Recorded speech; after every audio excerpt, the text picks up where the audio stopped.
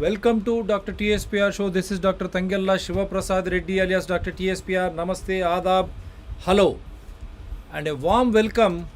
Let me introduce our guest first, Mr. Sagar Dhara.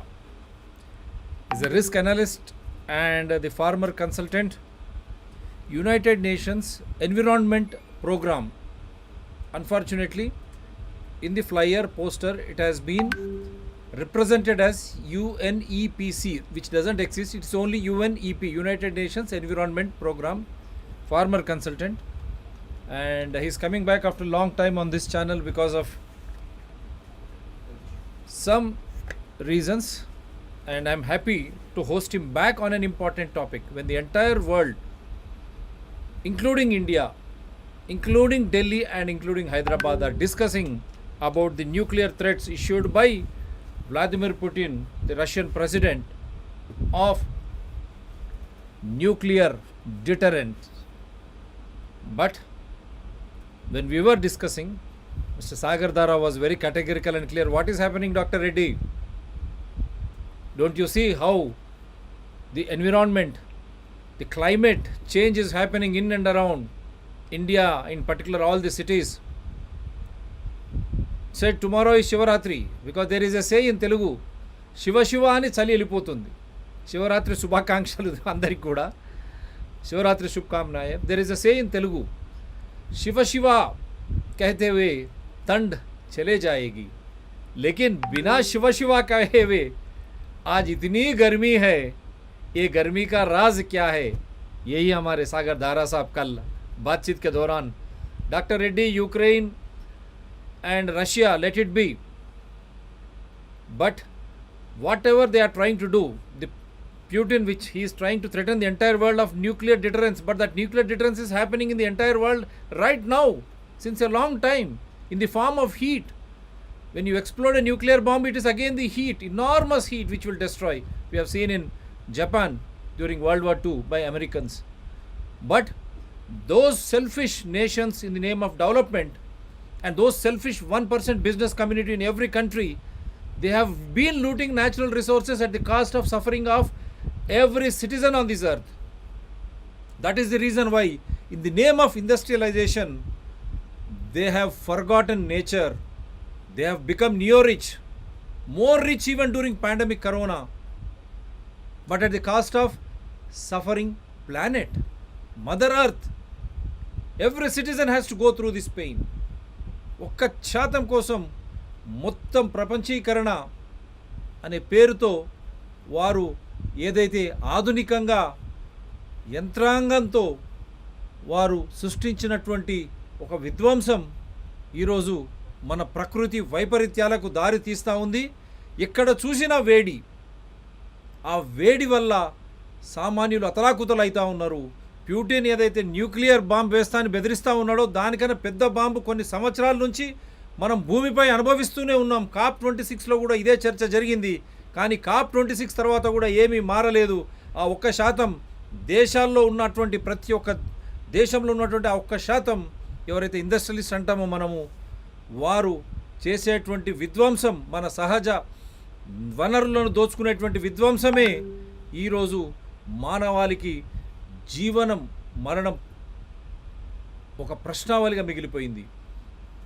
మనం వేసవి కాలంలో వేడి అని చూస్తాం, చలికాలంలో చలి అని చూస్తాం, వర్షాకాలంలో ఋతుపవనాల ద్వారా వచ్చేటువంటి వర్ష ప్రభావం. కానీ వీటన్నిటికీ భిన్నంగా ఎక్కడ లేని వేడి, ఉష్ణోగ్రతలు తీవ్రమైన విధంగా పెరుగుతున్న వేళ ఎందుకు, క్యూ ఇతనీ గర్మీ హై? आज का चर्चा यही है. Sir, welcome to Dr. TSPR live show and channels after a long time. Wishing you all good health. Thank you. You are the master of the knowledge, and everyone says in Hindi there was some comment today. He is a big top in this subject, sir. This top means it's an arsenal. I said he's going to come with a bang. Kind words. Yes, sir. You are the presenter. Kindly go ahead. What is happening? ఏమవుతుంది sir మన దేశానికి, రాష్ట్రానికి? Such a big change. Instead of discussing this COP26, we are discussing about the war. We are discussing about corona pandemic. And during corona pandemic, we have seen, because of lockdowns, how the nature has come back, how the health to Every citizen has come back. No one started to go to any hospital. Fearing, they started wave after wave. You have exposed that also. Yes, sir, please. Okay. So, are the slides visible? Yes, sir, very much. Okay. So the slides are visible. Yes, sir. Okay. Because I can't see them for some reason. I don't know what the reason is. Yeah, you can enlarge it. You can make it full screen also. Heat stress and low cost housing dwellers, Bhuj. Yeah. Yeah. Okay. Now, if I change the slide, is it changing? Yes, sir. Heat action plan for low cost housing in Bhuj. Yes, it is changing, sir. Very much. No. Supposing now, has the slide changed? Yes, sir. Heat kills. Hello? It is changing. Now it is full screen. It is changing, sir. Wonderful. Yeah. Oh, very good. Excellent. Okay, fine. So basically, I'm going to talk about. We are a very hot country. The central part of India, that is, the plains, the Indian plains, are pretty hot between, let us say, March, April, all the way to September, October. And that level of temperature that we experience, reaching 40 degrees and even above 40 degrees in many places, is something that causes a lot of stress, particularly in areas where the humidity is very high. Now, it is these two factors which cause what is called, primarily it is these two factors that cause something called heat stress. So the temperature may be only, for example, 38 degrees, but if there is a lot of humidity in the air, like 40% or 50% relative humidity, then the actual temperature that your body experiences is not 38 degrees, but it will be closer to 41 or 42 degrees. So basically, heat stress has been known to cause extra deaths. And studies done in Surat, Jaipur, and Hyderabad have indicated that anything between 10 to 40% extra deaths happen when the temperatures cross 40 to 45 degrees. My goodness. More recent studies have indicated that across several countries in Asia, in Latin America, and Africa, that rural workers, farm workers, have contracted chronic kidney disease, and nobody could understand why until some researchers pieced together that this is because of climate change, that higher temperatures is causing this problem. So of late in our own country, in India, we've had heat waves in 2018 and then again in 2019, and that has caused a lot of deaths, as you can see from the pictures out here. Yes, sir. The temperature in India, can you see this slide? Yes, sir. Heat wave, 2,405 deaths. My goodness, mind-boggling. Right. Okay. Now, this is the reported deaths. The actual number of deaths would probably be much higher. Oh, goodness. Now, we do know that the average temperature across India has actually increased by 0.7 degrees Celsius, as opposed to what it was, say, about 100 years back. And climate change, in fact, global warming, is going to increase this temperature even more. So,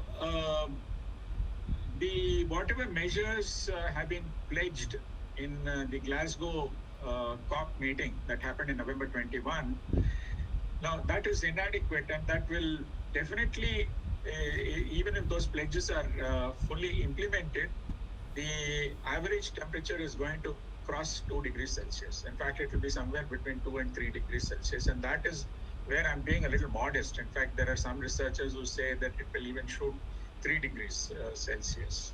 Okay.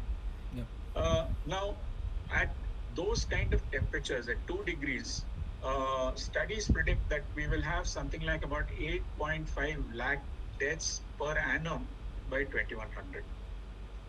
So we have to do something about this problem, because heat and floods, in fact, are going to cause an enormous number of what is called excess deaths 50 years hence. In fact, even before that.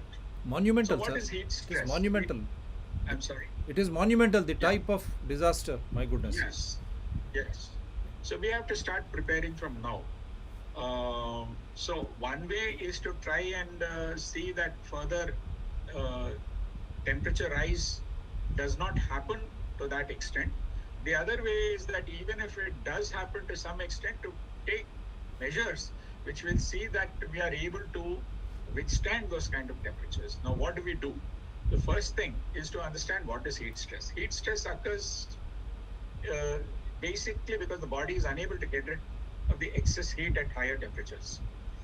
Um, so what happens is that the body continues to store this heat, and the person then starts losing concentration, has difficulty focusing on a task, becomes irritable, becomes sick, and things like this. And heat stress is something that, in fact, kills. And particularly young people below 5-year-olds and above 65-year-olds are at greater risk. In fact, I had a heat stroke when I was 3 years old, and well, my father, who's a doctor, was at that time not there in Guntur when I had this heat stroke. And by the time my mother realized what was happening and took me to a doctor, he said, "Listen, a few hours more, and your son would have been in serious trouble." I had very high temperature, 103, 104. I was, vomiting and all kinds of things were happening. And my mother really didn't know what to do about it. So the first thing is to really understand what are the various illnesses that happen because of heat stress.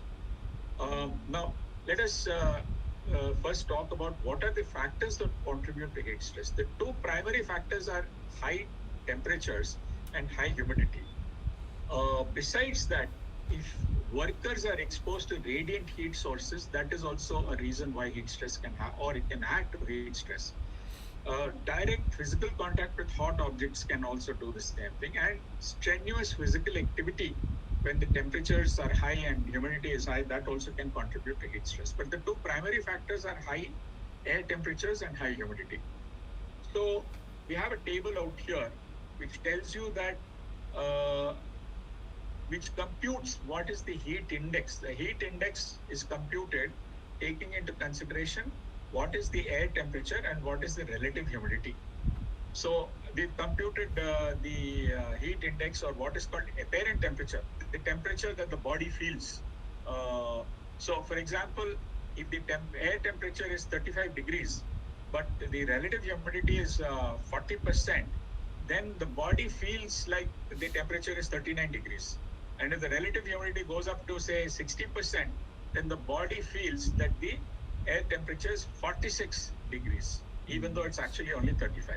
So this is called a heat index. So below, if the heat index is below 33, then the risk is considered low.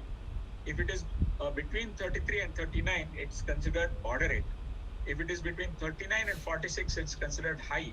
And if it is above 46, then it is considered dangerous, imminently dangerous to humans. So when we actually computed out of meteorological tables the heat index for Bhuj, um, a small city in Gujarat, we found that for 3 months of the year, the heat index was in the range where it was high, and for 4 months in the year, it was moderate. So if when it is high, you do heavy physical activity like you do mazduri, then obviously there is higher risk of there being some form of illness that that person may have. So what are the illnesses? The first illness, which is a mild kind of an illness, is heat rash, also known as prickly heat and so on. So, basically the symptoms are, you can see red bumps on the skin and things like this. The thing to do when there is heat rash is to shift the person to a cooler area and a drier area immediately. Now, the second kind of illness, which is a little more serious, is called a heat cramp.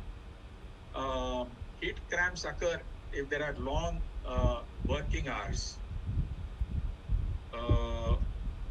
Okay, I'm sorry, the thing has gone off. Yeah, it's there now, sir.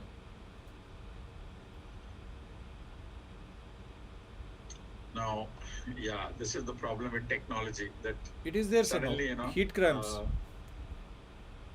It's there on the screen, sir. Heat cramps. okay, Heat cramps. yeah, no, it went off my screen. So heat cramps. So you can have muscle spasms, you can have pain. So the thing then to do is not only move the person to a shady area, but also immediately give the person plenty of water to drink. And if there is no improvement in about half an hour or so, then the person should be removed for medical attention. Then the next slightly more serious illness is what is called heat exhaustion, where the symptoms that are seen are usually that the body skin becomes cool and moist, and there is heavy sweating along with headache, nausea, and vomiting. So again, the immediate medical aid first aid to be given is to move the person to a cooler area, give plenty of water, and if necessary, use cold compress or ice packs to cool down the person's body. And if necessary, remove the person to a hospital if recovery doesn't happen within 15 minutes to half an hour. The most serious illness is what is called a heat stroke, where the body is now unable to regulate its temperature, and even sweating stops. And the person can become confused, he may faint, there may be seizures, and the body then starts hitting a very high body temperature. In such cases, the person must be immediately shifted to a hospital. After, of course, before the ambulance comes, or before the person is taken in a car or whatever kind of vehicle, the person should be given water, clothes loosened, and so on and so forth. Okay, so this is one thing. What to do, how to recognize a heat-related illness, and what to do for each illness. Now, the other thing that we did in this manual that we did for low-cost housing or slums in Bhuj was to basically try to come up with low-cost designs on how to reduce heat loads in slum housing. And we used basically three broad principles. One is insulate the house with cheap, with low-cost insulating materials. The other is basically use ventilation, and the third is to use white paint on the roof wherever possible to increase the reflectivity so that the heat load reduces.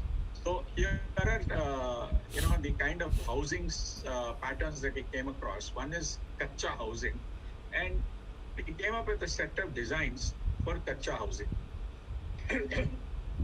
So the first thing to do is to try and create a barrier between the house and where the heat ingress happens, which is either the roof or the walls. So here what you can see is that we have created some kind of a wooden panel and put creepers so that becomes a kind of a heat shield in order to reduce the heat ingress into the kacha house. Okay, the second way of doing it is to collect waste bottles and create a artificial wall. Now these bottles contain air, and air is a good insulator. And what will happen is that the heat ingress will reduce into the house. So it's a matter of collecting waste bottles and then creating a wooden panel and fitting those bottles into a panel.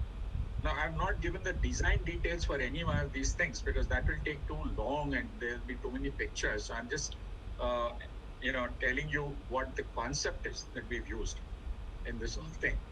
The third thing is to create an artificial ceiling. Here we've created an artificial ceiling with thermocol between the actual roof and the artificial ceiling. There is an air pocket, and that air pocket acts like an insulator. It will absorb the extra heat and not allow that heat to get into the room. So the heat load in the room will reduce. The next kind of design that we came up with is basically using ventilation. So what we've done here is created a ventilator on the roof of the house. It's a very cheap kind of a thing which slum dwellers themselves can make using plastic sheets. So this is ventilation, so that the hot air which rises in a house, it goes out of the house. So that is what we've done here. The next one is to use white paint on the roof, which will reflect the incoming radiation. Okay. Now, the second kind of housing that we saw out there is a semi-pakka house of the sort that you can see in this picture. Now, one of the designs out here, now the earlier designs can also be used for semi-pakka housing, but the additional designs here are to paint the inside wall with lime. Now, lime absorbs moisture and therefore reduces the humidity inside the room, and that then will reduce the heat index inside the room, and therefore the heat stress will go down. Now, another one is to grow creepers on the roof and along the walls of kacha houses. Now, this will act as an insulator, basically. And if the creepers, are light enough but can but can give you vegetables, then that is an additional bonus. Another design is to fit the windows with plastic bottles which are open at both ends. And this particular design, what it does is it uses principles in physics to actually cool down the incoming air, because what happens is that the incoming air, as it flows through this, its velocity increases. As velocity increases, the air tends to cool down. It loses some of its heat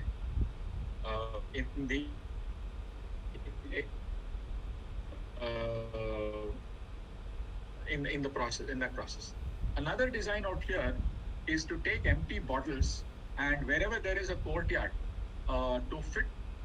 put some soil in the empty bottles and put plants in the empty bottles and hang these empty bottles outside the house. Now, this will act as an insulator and reduce the amount of heat load that will come into the house. Another design for semi-pakka houses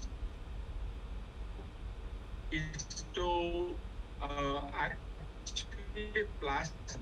Now, all three materials are extremely good insulators. Which one, sir? We came up with for semi-pakka housing. Which material, sir? Grow plants wherever possible on the roofs of houses. Which materials? The sound was not disturbed. Hello, what is your question? Which materials? You said three materials which you have used. I'm saying that. Yeah, okay, that is the last slide. Basically, mud, dung, and straw. All three. In fact, I remember when I was a young person, I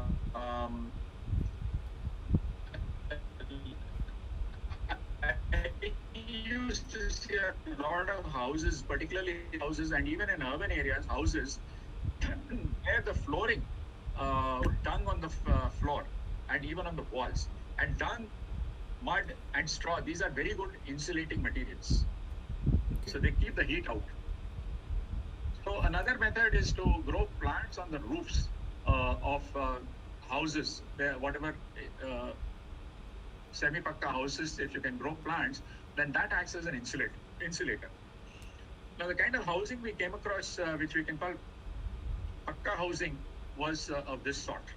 Now, in pakka housing, what we can do is again grow plants in these milk cartons, and under the in one carton we can grow plants, and then put another carton below this carton, because that will contain air. So you have a very good insulation on the roof of these pakka houses. Can you sir, can you put it again, sir? What is that? Yeah, no, you can see. Yeah, we have seen. You can see in the slide that you have these milk cartons. Okay. Now fill one carton with soil and grow small plants in that carton Okay. and put it on top of an empty carton. The empty carton will have air in it. Now Oh, air is an insulator. okay. So both the plant and the air will act as good insulators. Put them on the roof of the house and this will cool down the house. Okay. It will not allow that amount of heat loading to happen in the house.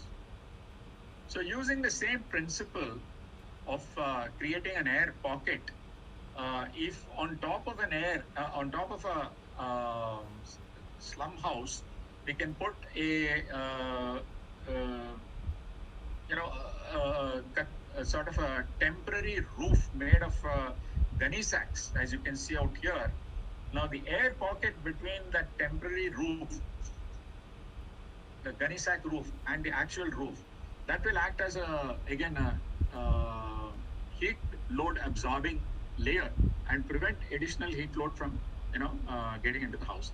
It's like, for example, if you're in a building and if you are in the top floor of a building, then the amount of heat that you get, the temperature is much higher than if you are in a flat which is 1 story down or 2 stories down. In fact, when I was living in Delhi, I used to live on the top floor of a particular house, and definitely my house was much warmer than the flat that was below my house. So that is the principle again. Now, for commercial structures of the sort that we came across, now these are all vegetable vendors. We came up with a design which basically allows water to be sprayed onto the roof of the house. It's a very simple, very cheap kind of a design. And this then, because of the evaporation of the water, will absorb a lot of the excess heat and allow the actual commercial space to remain a little cooler. Then here is another design that we came up with much earlier, and here we actually, now here you can see the home itself, and you build a tin shed out here, paint it black, and connect the house with 1 to 1.5 foot plastic tube, and then make another hole out here and put another plastic tube like this. In summer, leave the plastic tube without connecting it to the house. So what will happen is, because this is painted black, it's a black body, it will absorb a lot of heat, and this hot air in this tin shed will move upwards, and the air from inside the house will move into the tin shed. Now, if you put a cuscus out here on one of the windows, then the air that comes from outside, it will cool as it goes through the cuscus, just as what happens in a cooler. And the house, this particular room, will cool down. We actually measured the temperature without this device and with this device, and we found that the temperature of this room is 3 to 4 degrees cooler than without this device. And in winter, because we did this experiment in Rajasthan, we connected this plastic pipe to the house, and this hot air moved into the house.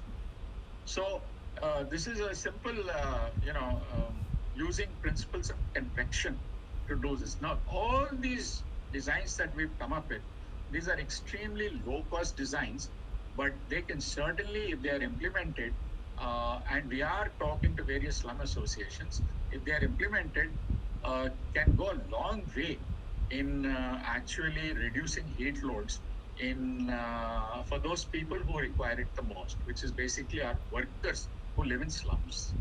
So I have come to the end of my presentation. If you wish to make any comments or ask any questions, please do so. Yeah. I just want these designs to run once again for the sake of those viewing the viewers. Yeah. Just I want them to go through, and then Okay, yeah.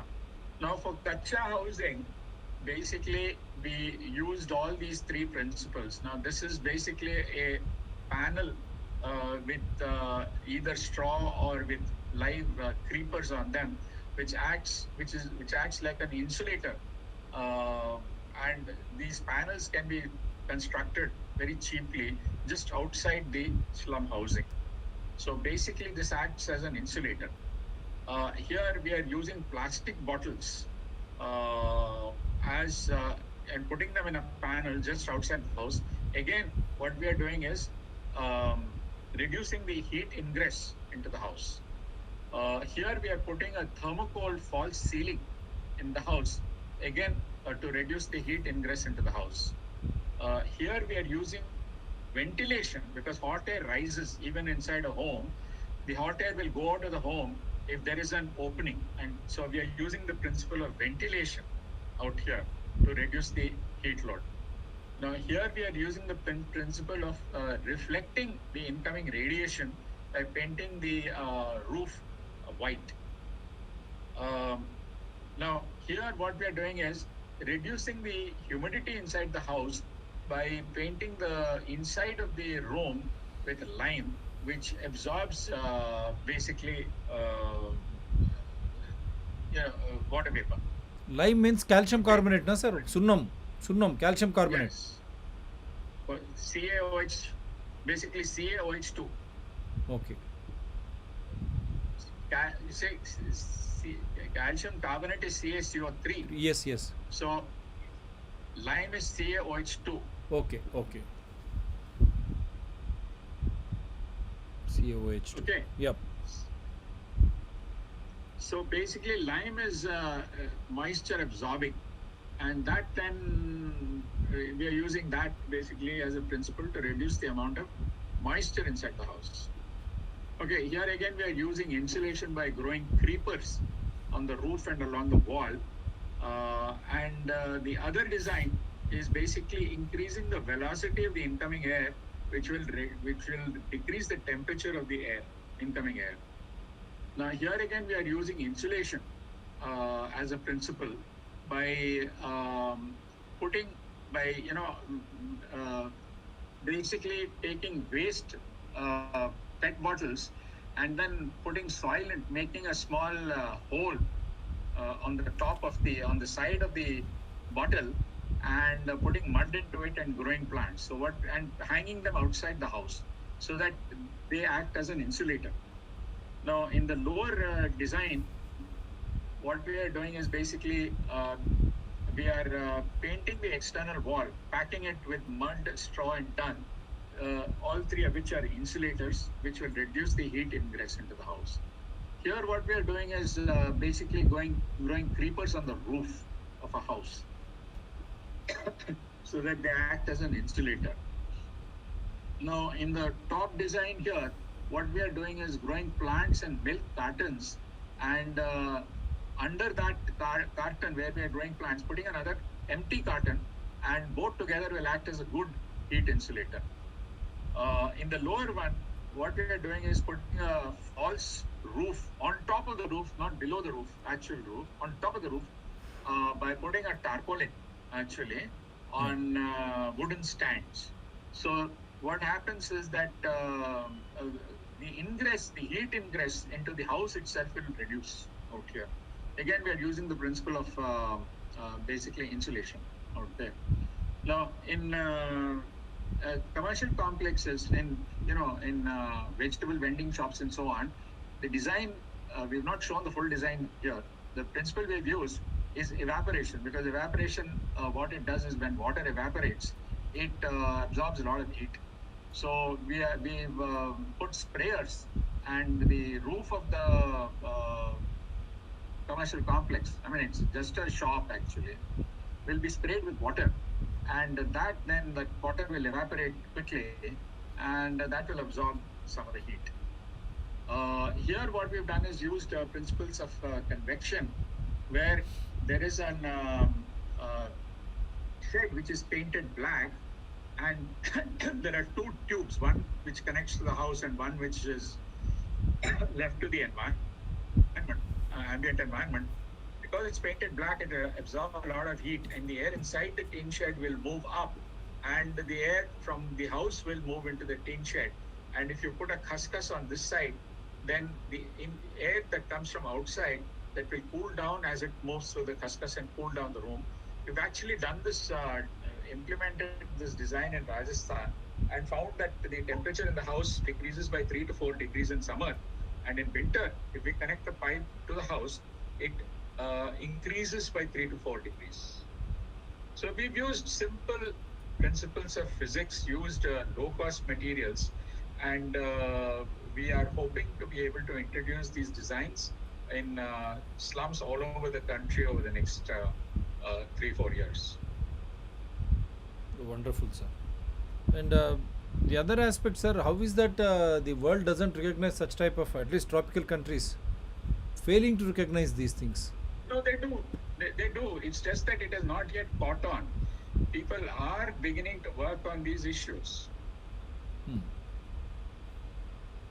The very fact that people who are working in slums in Bhuj asked us to do this. Hello. Yeah. Can you hear me? Yes, very much. I just got you out of. Yeah. Okay. Yeah. The very fact that people working in slums in Bhuj asked us to do these designs itself is indicative that they want to do this. I have heard of people in Pune who work in slums also doing similar kinds of things. I have heard of people in Ahmedabad, architects in Ahmedabad who have also similar ideas. So this will happen. This will happen, and this should happen, and not only that, this should happen. This should happen. It will happen. This should happen. Otherwise, as you rightly projected, such precious lives in such magnitude, if we are going to lose, I don't think many pandemics would have joined together to cause such type of mayhem. If people die because of heat from now, if we don't go for these precautionary, simple steps which you are insulating your house, and the other aspect is this creepers and all those things in winter. Don't you think that much needed heat will not be available to the roof and the house? If you go creepers and if you have all this insulated in between, okay, tarpaulin it's okay. Yeah. But the other structures. Yeah.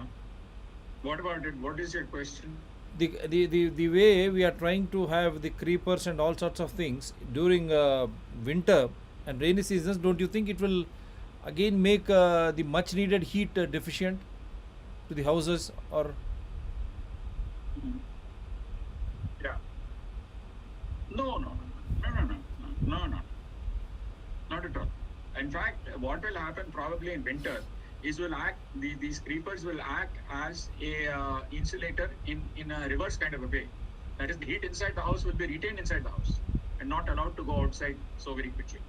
So an insulating barrier acts as an insulator both ways. Okay.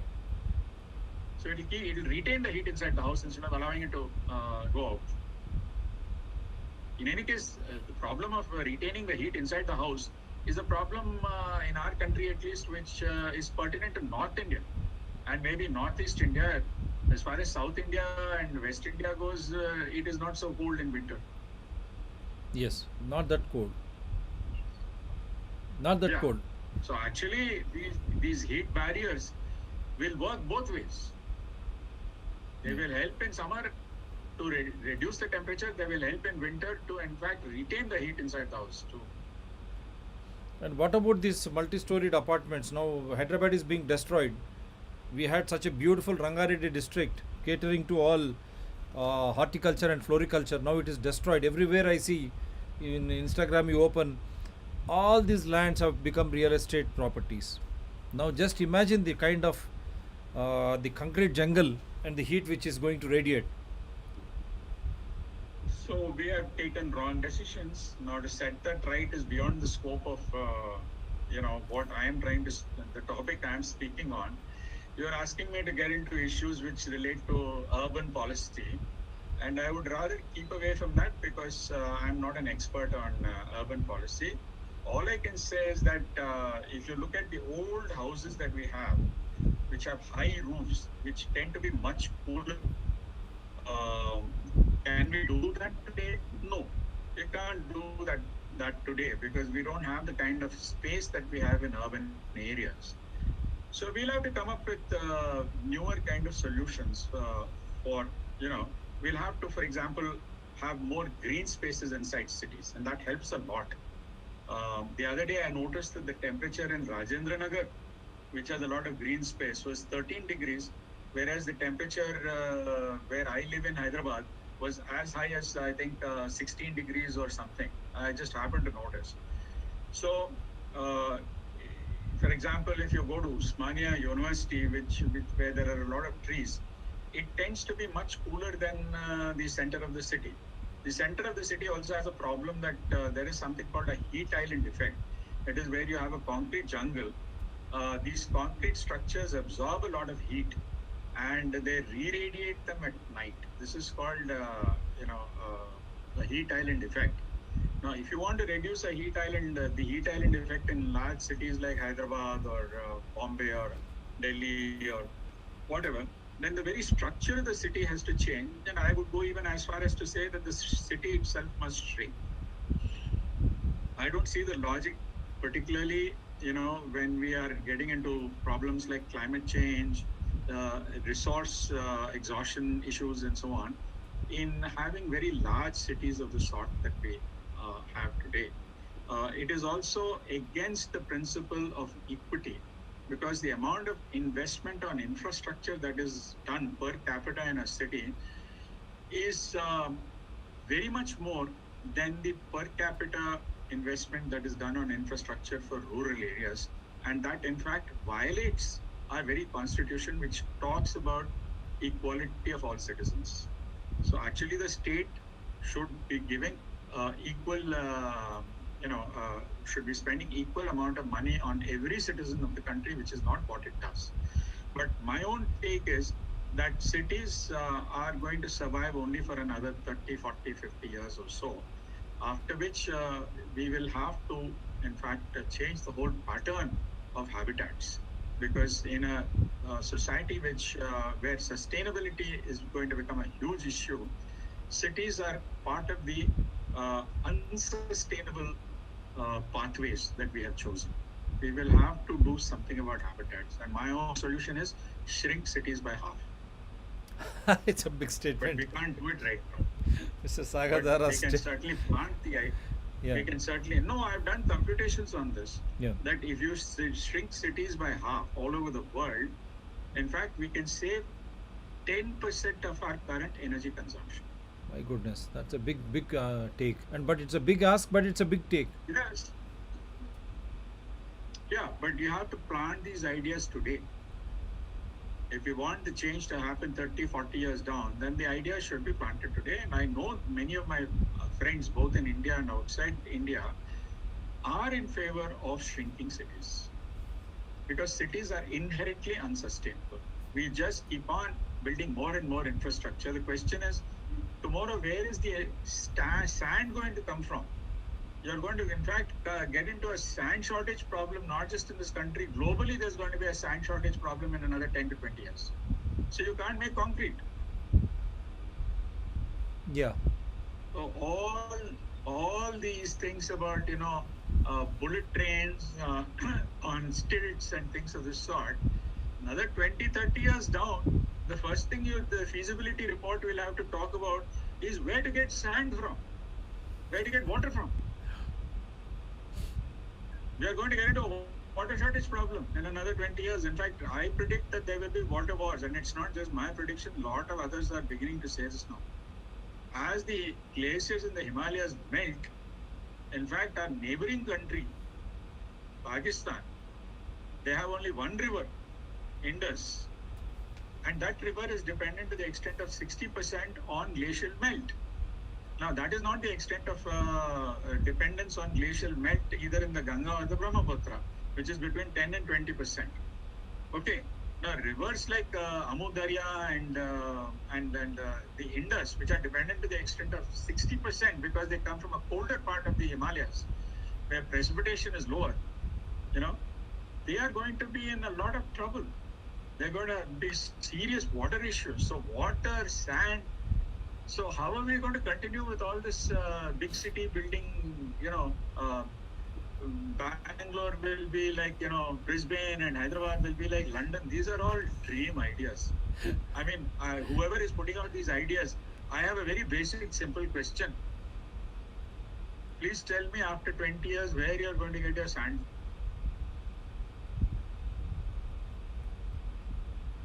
Please tell me after 30 years where you're going to get your, tar from to build roads.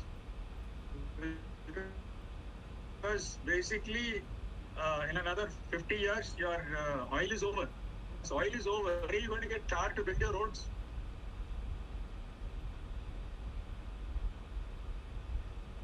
So we are all short-sighted, but we need to think about our poor people because they are going to be the most hard-pressed when it comes to